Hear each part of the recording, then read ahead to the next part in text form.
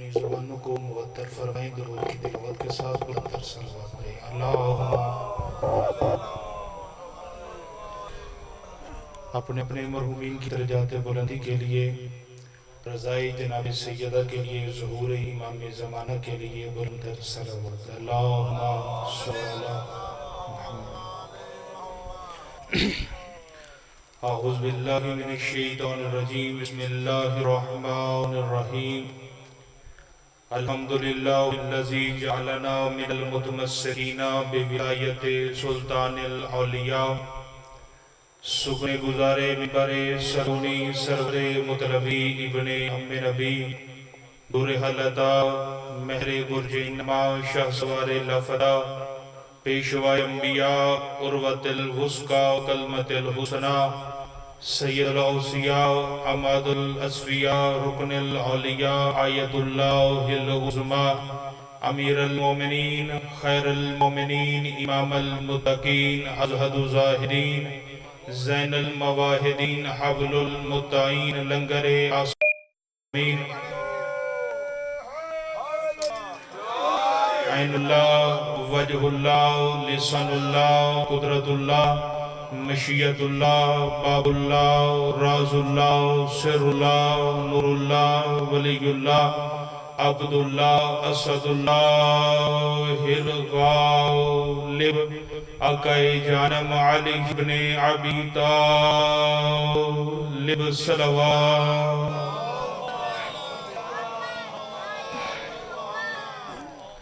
اما بعد، بسم اللہ الرحمن الرحیم۔ انما ولیکم اللہ ورسولہ والذین آمنوا الذین یقیمون الصلاۃ ویؤتون الزکاۃ وہم راکعون صلوات۔ اللہم دعا ہے کہ مالک و خالق بانیان کی ذاکرین کے سامعین کی اس کے معرفت رزق ولایت اور خصوص بالخصوص عقیدہ ولایت علی شان ولی شدہ میں بے حساب اضافہ فرمائے۔ جتنے بھی صاحب عزت اس عزت والی بارگاہ سے عزت مانگن کے لیے آئے ہیں، مالک واسطہ ہے تجھے اپنی عزت کا، ان کی عزتوں میں بے حساب اضافہ فرما۔ جو بھی اس عظیم بارگاہ سے جو لینے کے لیے آیا ہے، اٹھنے سے پہلے مستجاب فرما۔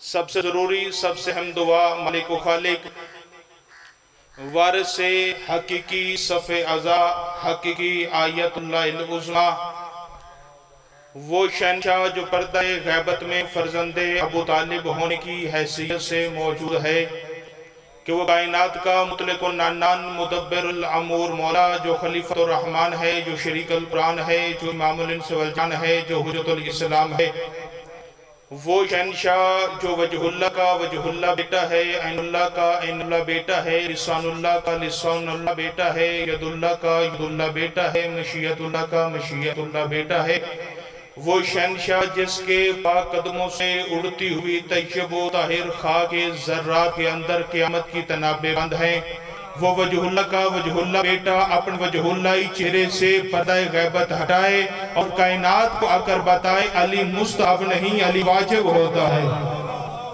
زندہ باد علی کے شیعہ، زندہ باد حسین کے ماتمی۔ اللہم انتہائی واجب الاحترام اور قابل ذکر چہرے تشریف فرمائیں، اہل علم لوگ تشریف فرمائیں۔ میں نے آپ کے سامنے اللہ کے قرآن سے، لا ریب کتاب سے، بے عیب کتاب سے ایک آیت کریمہ تلاوت کرنے کی عزت حاصل کی ہے۔ ثواب میں نے نہیں کہا، عزت کا ہے۔ ثواب کیوں نہیں کہا؟ کیونکہ معصوم کا فرمان ہے، جب آپ کا پہلا قدم مجلس حسین کے لیے گھر سے نکلتا ہے تو اللہ کئی حجوں کا ثواب آپ کے نام اعمال میں لکھ دیتا ہے۔ عزت اس لیے کہا ہے کہ جتنی عزت حسین بادشاہ دیتا ہے کوئی دے ہی نہیں سکتا۔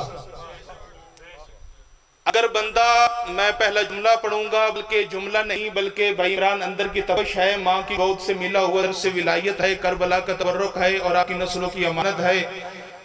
اتنا بڑا حسین بادشاہ کریم ہے کہ اگر کوئی بندہ نبی کے ہاتھ پہ بھی کلمہ پڑھ لے تو بڑی مشکل سے رضی اللہ بنتا ہے۔ بندہ نبی کے ہاتھ پہ بھی کلمہ پڑھ لے تو بڑی مشکل سے رضی اللہ بنتا ہے، لیکن اگر کوئی وہب قلبی جیسا عیسائی کلمہ پڑھنے سے پہلے حسین کے قدموں پہ ہاتھ رکھے، حسین اسے رضی اللہ نہیں علیہ السلام بنا دیتا ہے۔ میں نے آپ کے سامنے، میں بڑی جلدی کرنے لگا ہوں، اپنے عرفان کو ملائیے گا۔ میں نے آپ کے سامنے اللہ کے قرآن سے آیت کریمہ پڑھی ہے، انما ولیکم اللہ ورسولہ والذین آمنوا الذین یقیمون الصلاۃ ویؤتون الزکاۃ وہم راکعون۔ خدا نے فرمایا کہ ایک اللہ ولی ہے، ایک رسول ولی ہے، ایک وہ ولی ہے جو حالت رکوع میں زکاة دیتا ہے۔ یہ 1400 سال سے ہم منبر حسین پہ یہ بتا بھی رہے ہیں اور ثابت بھی کیا ہے، بلکہ شیعہ سنی کتابوں میں موجود ہے، تفسیرات میں موجود ہے کہ جس نے زکاة دی ہے وہ ہے علی۔ اللہ ولی ہے، رسول علی ہے، اور علی بادشاہ ولی ہیں، اور علی بادشاہ کے 11 بیٹے ولی ہیں۔ اگر آپ لغت کی کتاب اٹھا کر دیکھیں، بس تھوڑی سی تمہید ہے، اس کے بعد انشاءاللہ آپ کو اس نہج پہ لے کے جانا چاہتا ہوں جہاں پہ آل محمد چاہتے ہیں۔ لغت کی کتاب اٹھا کر آپ دیکھیں، لغت میں جہاں ولایت کے معنی لکھے ہوئے ہیں کہ سرپرست ہونا، سربراہ ہونا، ولی ہونا، وہیں پہ ولایت کا مطلب لکھا ہوا ہے بادشاہت، سلطنت، مملکت۔ یعنی کہ اللہ ولی ہے، اللہ سربراہ بھی ہے، اللہ کی بادشاہت بھی ہے، ہر بندہ قائل ہے۔ رسول نبی بھی ہے، اس کے پاس اختیارات بھی ہیں، معصومیت بھی ہے، اور بادشاہ سلطنت بھی ہے۔ اسی طرح علی بادشاہ کے پاس بھی وہی اختیارات ہیں جو رسول کے پاس ہیں اور اللہ کے پاس ہیں۔ جہاں تک رسول کی بادشاہت ہے وہاں تک علی کی بادشاہت ہے، جہاں تک اللہ کی بادشاہت ہے وہاں تک علی بادشاہ کی بادشاہت ہے۔ جب رسول خدا معراج پہ گئے، معراج پہ جا کے علی سے گفتگو کر کے واپس آئے، علی سے کلام کر کے رسول خدا واپس آئے۔ علی بادشاہ کی سلطنت بتانے لگا۔ یہ کبھی نہ سمجھے گا کہ علی بادشاہ صرف کوفے کے حاکم تھے یا صرف مدینے کے حاکم تھے۔ جب رسول خدا علی سے ہم کلام ہو کے واپس آئے تو بندوں نے کہا یا رسول اللہ آپ کو مبارک ہو، آپ کو رسول خدا نے فرمایا کس بات کی مبارک؟ کہا یا رسول اللہ آپ معراج پہ گئے تھے، آپ کو مبارک ہو، آپ عرش پہ گئے تھے۔ رسول خدا نے فرمایا اس میں مبارک والی کون سی بات ہے، اپنا گھر ہے آنا جانا لگا رہتا ہے، اپنا گھر آنا جانا لگا ہے۔ اس نے کہا سرکار پھر آپ کو جنت کی سیر بھی کروائی ہوگی؟ فرمایا ہاں جنت دیکھ کے آیا ہوں۔ سرکار مبارک ہو، زندگی میں جنت دیکھ لی؟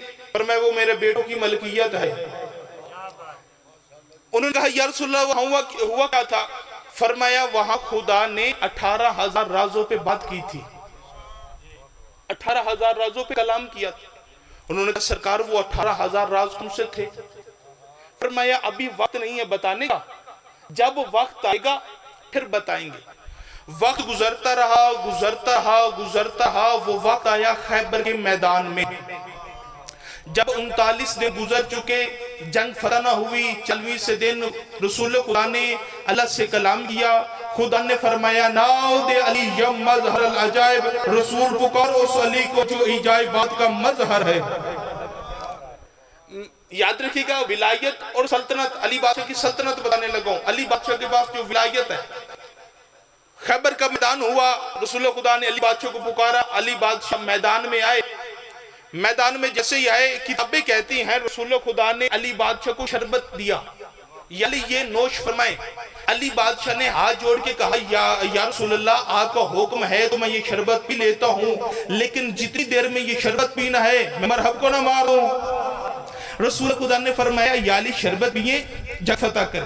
اب ذاکرین نظام تو خیبر پہ کئی اشرا پڑھ سکتے ہیں، لیکن میں ایک ہی لفظ میں کہنے لگا ہوں کہ علی بادشاہ نے رسول خدا کے حکم کو اللہ کا حکم سمجھ کے، علی بادشاہ نے عین اللہ آنکھوں سے دیکھا، ید اللہ ہاتھوں سے تلوار چلائی، جنگ فتح کی اور واپس آ گئے۔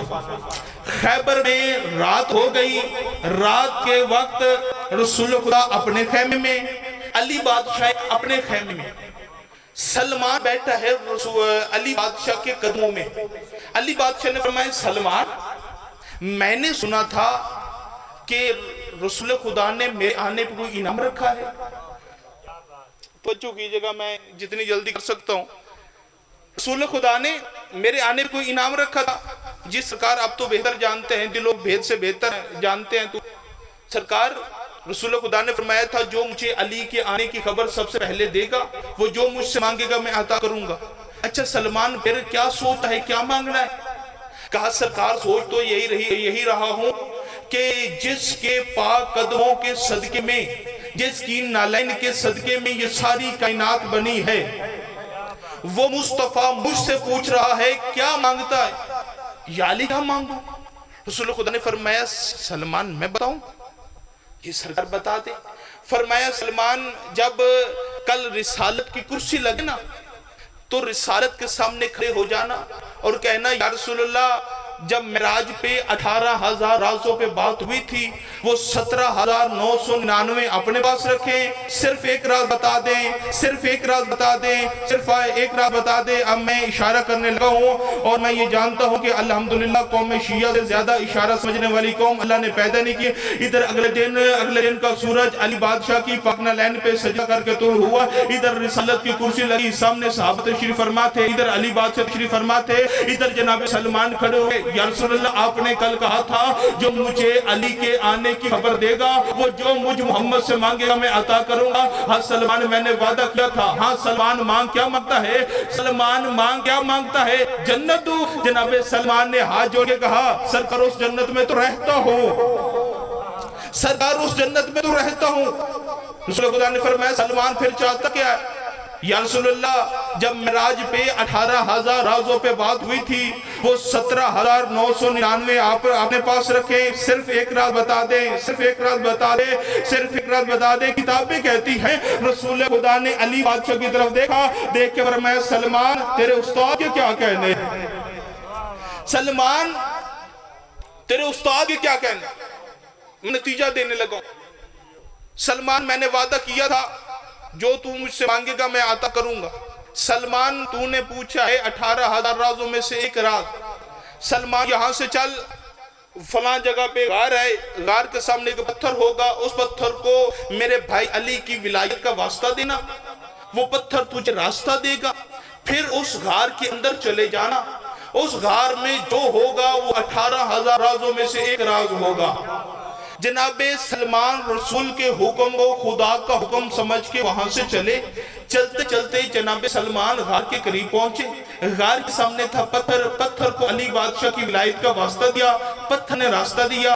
جناب سلمان گئے اس غار میں. اب جناب سلمان روایت فرماتے ہیں جیسے ہی میں غار کے اندر گیا, اب دیکھنا چاہتا ہوں کہ کس چہرے پہ ولایت علی کی مسکراہٹ آئے گی. ہر ایسا چہرہ تشریف فرما ہے جو ماں کی گود سے علی اللہ پڑھنے والا ہے.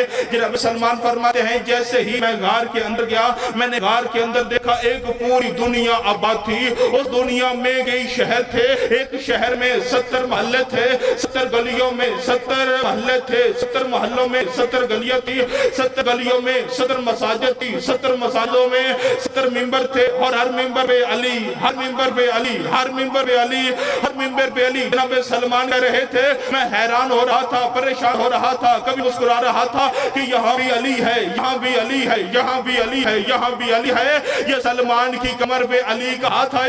فرمایا سلمان گھبراتا کیوں ہے, جہاں جہاں اللہ ہے وہاں وہاں علی ہے. زندہ باد. فرمایا جہاں جہاں جلی ہے وہاں وہاں علی. جہاں جہاں تک رسول کے اختیارات ہیں, جتنی ولایت اللہ کے پاس ہے اتنی ہی ولایت رسول کے پاس ہے, اتنی ہی ولایت علی بادشاہ کے پاس ہے. میں بڑی جلدی کرنے لگا. ایک بندے نے امام جعفر صادق علیہ السلام سے پوچھا سرکار صلی اللہ محمد وآلہ, سرکار آپ کس فضیلت کا ناز کرتے ہیں, آپ کی سب سے بڑی فضیلت کیا ہے؟ آپ رسول کے بیٹے ہیں. فرمایا فضیلت ہے لیکن سب سے بڑی نہیں. اس نے کہا سرکار آپ بطول کے بیٹے ہیں. فرمایا یہ بھی فضیلت ہے لیکن سب سے بڑی نہیں.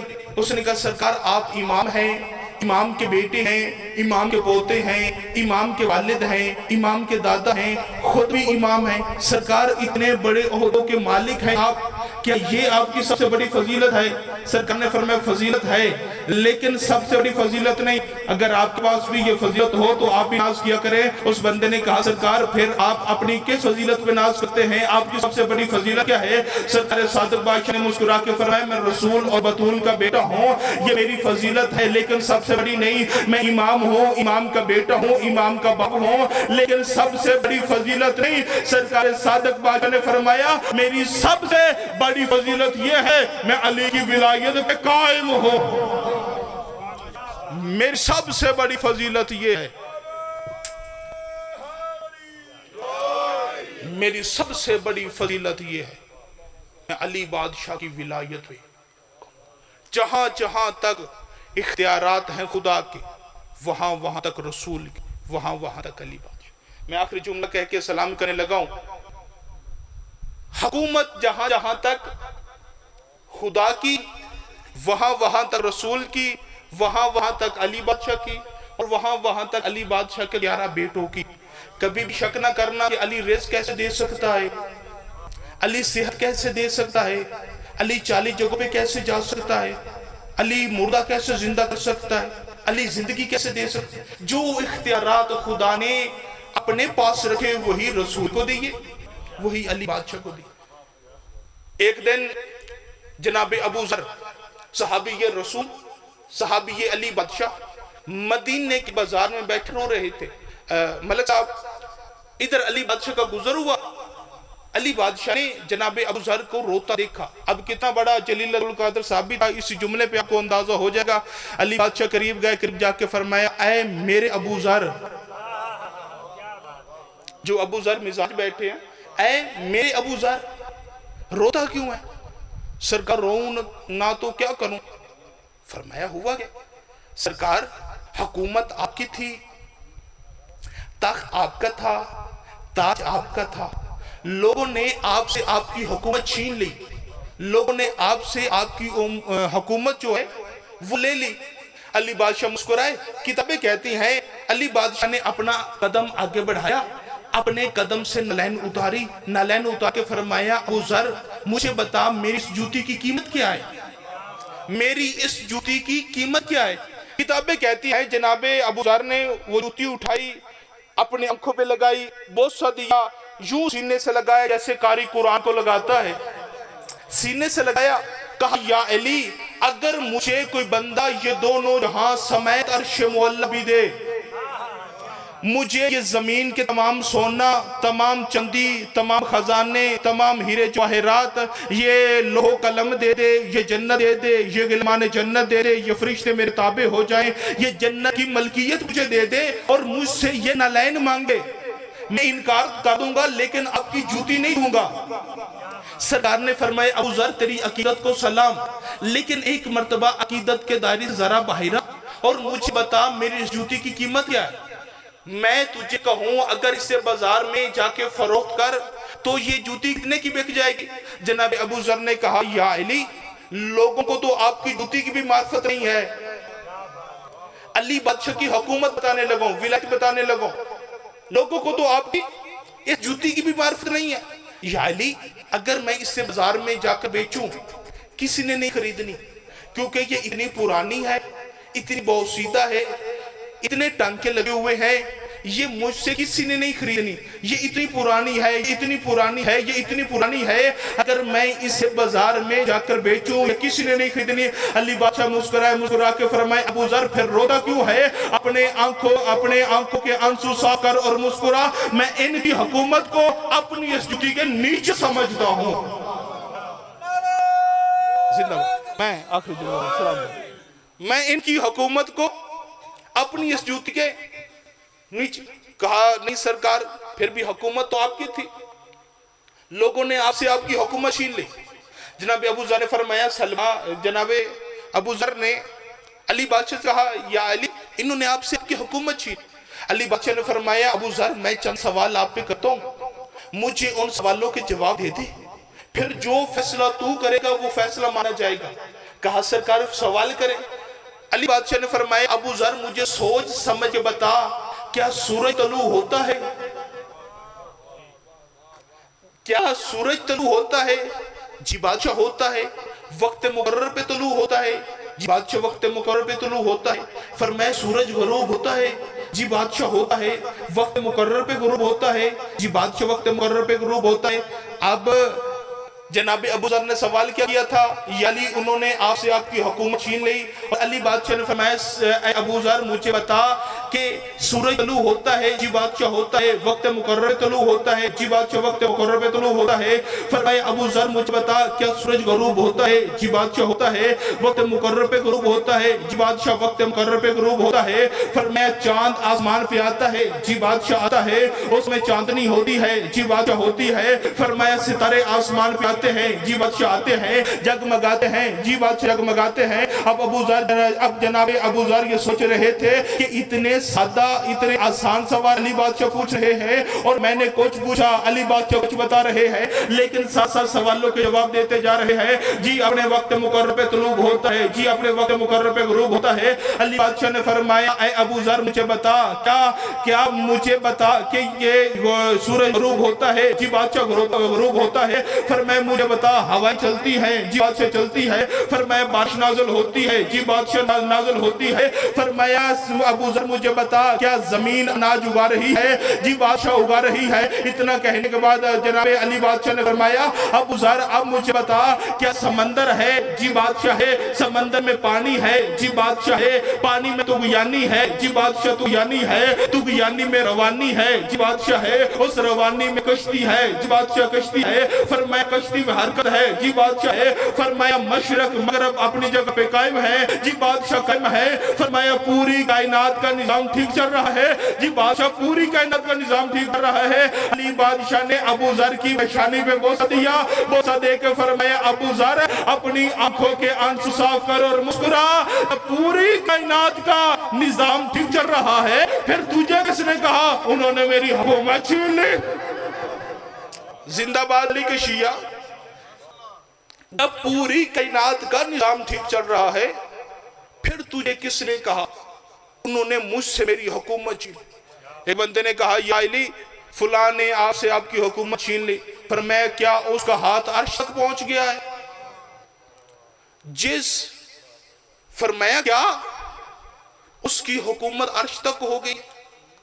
جو علی کائنات پہ حکومت کرتا رہا، اسی علی کی علیہ بیٹی شام سے فقط چادر مانگتی رہی۔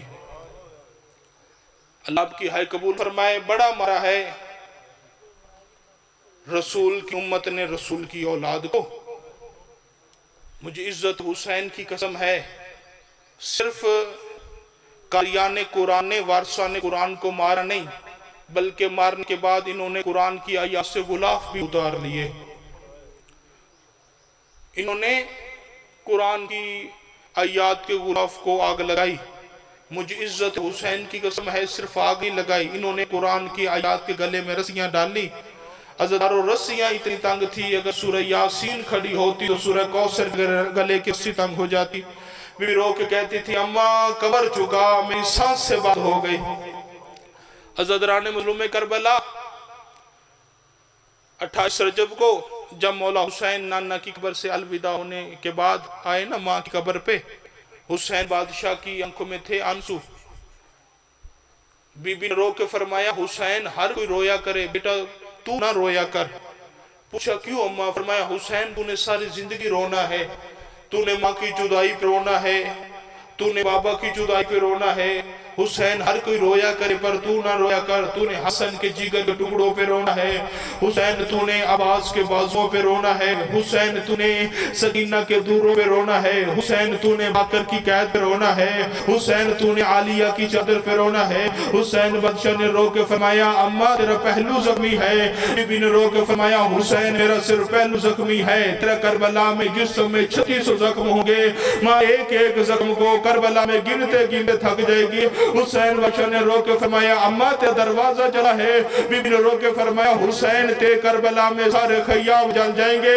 تیسری مرتبہ حسین نے رو کے فرمایا اماں میرے بابا کے گلے میں رسی ہے، بی بی نے رو کے فرمایا حسین کل شام غریبہ اور سکینہ سے لے کر فضہ تک 64 مستورات ہو گئی اور ایک رسی ہو گئی، اور حسین پھر شام کے بازار میں تیری زینب ایسے چلے گی جیسے تو اکبر کی لاش پہ چلا۔ اللہم لعن قتلت علی و حسین۔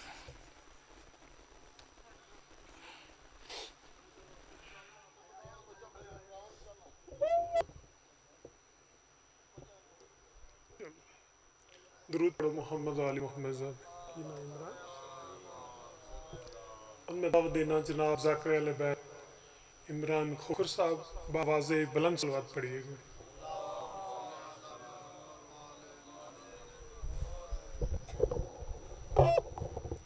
بسم اللہ الرحمن الرحیم اللہم کن ولیک الحجت بن الحسن علیہ السلام صلواتک علیہ وعلا ابائہ فی هذه الساعة وفی کل ساعة من ساعة الليل والنهار ولیم وحافظا قائدا ونصرا دلیلا وعناتا ورزقتا وعنوتمتع فیہا طویلا یا وآل محمد صلی علی محمد وآل محمد وجل فرجا آل محمد سونی سونی صلوات پڑھو۔